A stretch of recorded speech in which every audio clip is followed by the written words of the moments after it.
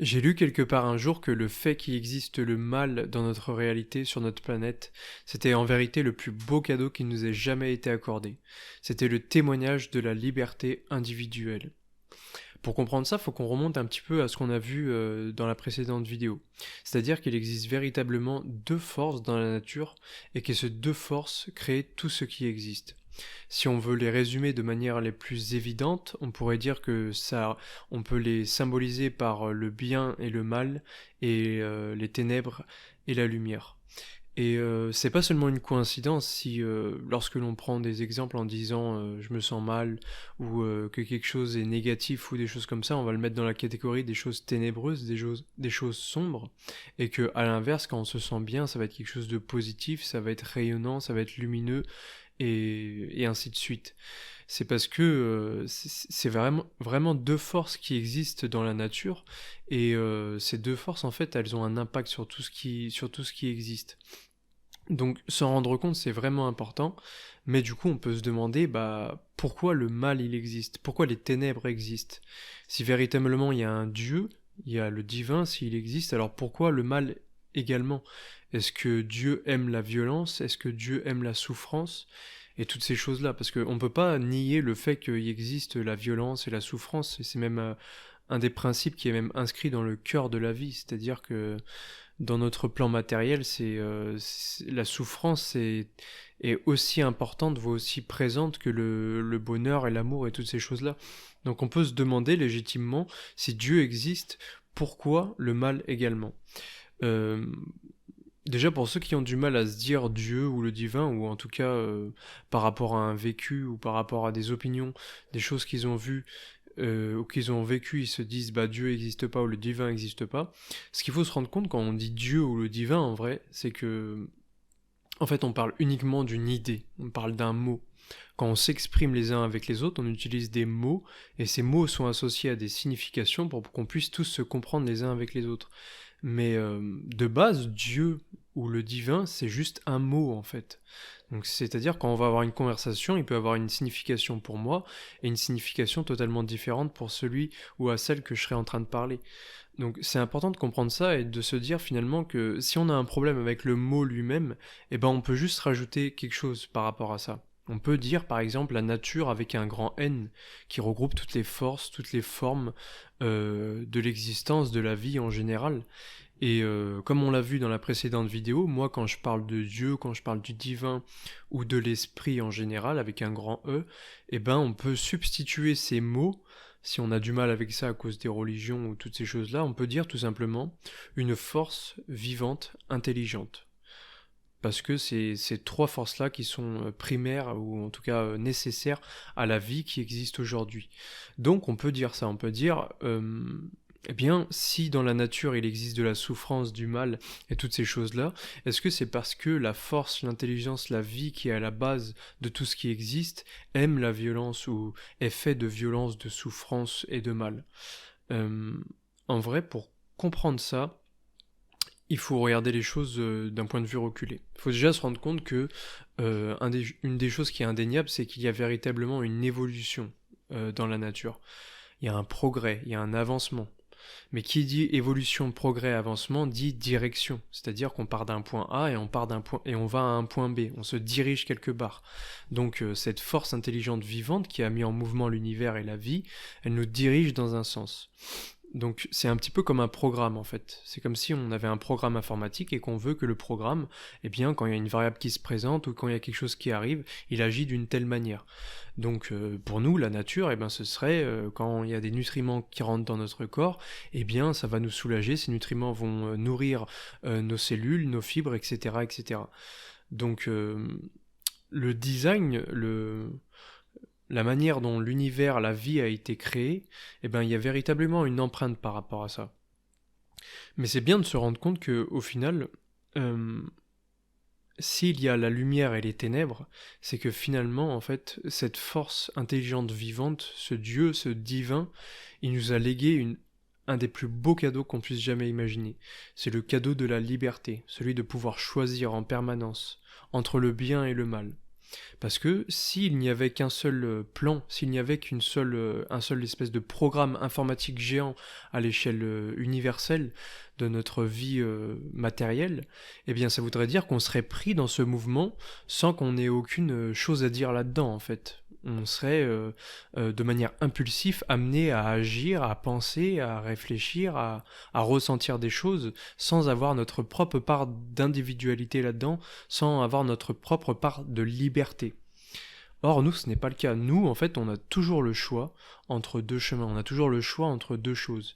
À l'intérieur de nous, il y a ces deux forces, il y a le bien, le mal, la lumière, les ténèbres, et des fois, même si on sait que ce qu'on fait, c'est mal, eh ben, on continue à aller dans ce sens-là. Parce qu'on n'est pas prêt, parce qu'on pense on mérite pas le mieux que ça, pour toute autre raison.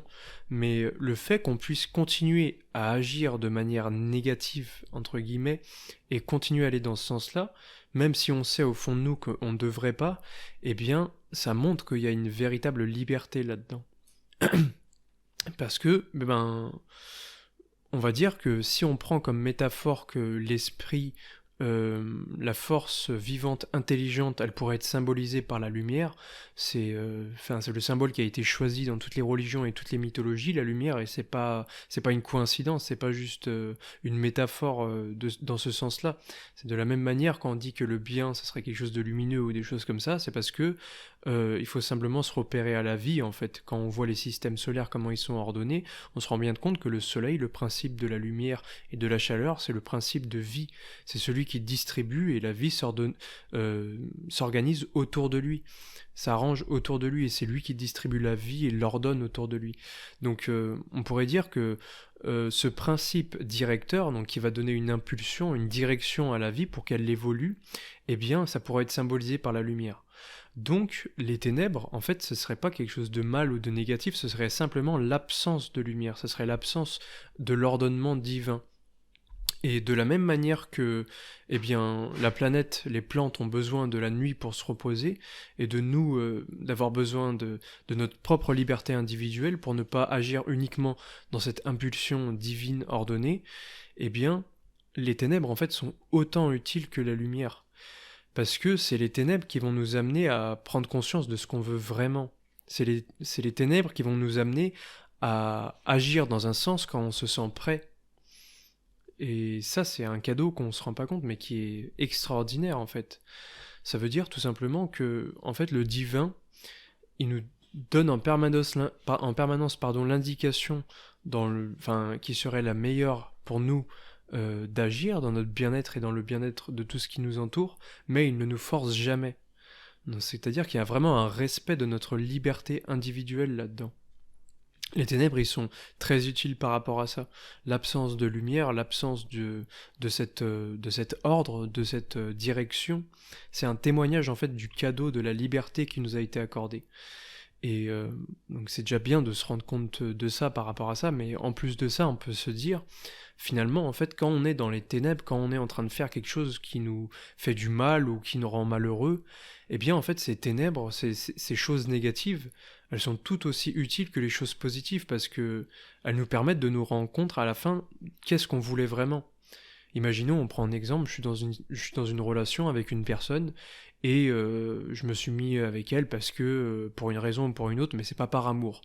Eh bien, je vais rester avec elle parce que j'ai pas envie d'être seul, j'ai pas envie de ci, j'ai pas envie de ça, mais on n'est pas fait pour être ensemble. Donc, même si je sais intérieurement que peut-être que je mérite mieux ou qu'il y a mieux quelque part, ou pour moi comme relation, comme situation, qui va m'apporter plus d'épanouissement, qui va me permettre d'être moi-même, eh bien je continue à aller dans cette direction-là parce que j'en ai pas envie ou parce que je suis pas prêt aujourd'hui de me séparer de cette personne. Eh bien, les ténèbres, cette liberté individuelle, ça nous permet de ne pas nous forcer en fait. Ça nous permet d'aller jusqu'au bout de notre erreur entre guillemets et après de prendre du recul et de se dire finalement c'était pas ça que je voulais, mais parce que j'ai été jusqu'au bout de cette erreur, et ça m'a permis de me rendre compte qu'aujourd'hui je veux quelque chose de totalement différent. Donc c'est super utile en fait, les ténèbres, le mal et toutes ces choses là. C'est le témoignage du plus beau cadeau qui nous ait jamais été accordé, quoi, tout simplement parce que Je pense qu'il suffit simplement de prendre l'exemple de nos enfants ou de nos animaux ou des choses comme ça, et de se rendre compte que quand on les force à faire quelque chose, on se rend bien compte que la nature, elle fonctionne pas comme ça, en fait. On les brise, en fait, si on les force à faire quelque chose. C'est vraiment quand on va développer une relation de confiance, d'amour, de sincérité et d'échange, en fait, qu'on va se rendre compte qu'on va amener l'être en face de nous à vouloir de lui-même avancer vers ce que nous, on souhaite. Et si on prend cette image et qu'on la transpose au niveau de l'univers, au niveau de la création avec Dieu le divin ou cette force intelligente vivante qui a créé, eh bien on pourrait se dire que cette lumière divine qui donne l'impulsion et la direction à la vie vers le plan qui a été imagé, eh bien elle ne nous force jamais à prendre cette direction. Elle nous laisse toujours le choix et le temps d'être prêt à avancer dans sa direction, et je pense que c'est un témoignage d'amour véritable et profond. Donc voilà, c'est pour ça que je voulais vous partager toute cette réflexion aujourd'hui avec vous et essayer de rassurer un petit peu les personnes qui se demandent pourquoi il existe du mal sur la planète Terre, pourquoi il existe de la souffrance. On verra ça en vraiment un peu plus de détails avec beaucoup de profondeur quand je ferai ma vidéo sur les origines du mal. Toutes mes années, j'ai beaucoup cherché sur quelles sont les origines du mal planétaire, universel, et on va dire que j'ai trouvé une réponse entre guillemets, mais en tout cas je vous partagerai mon avis sur la question, et je pense que ça peut aider certains à comprendre les choses un peu plus clairement. Donc voilà, n'hésitez pas à mettre un pouce vers le haut et à vous abonner à ma chaîne. La prochaine petite vidéo qui va sortir, ce sera sur les différentes dimensions de la réalité, c'est super important. Donc voilà, ne loupez pas ça, à la prochaine, prenez soin de vous, bye.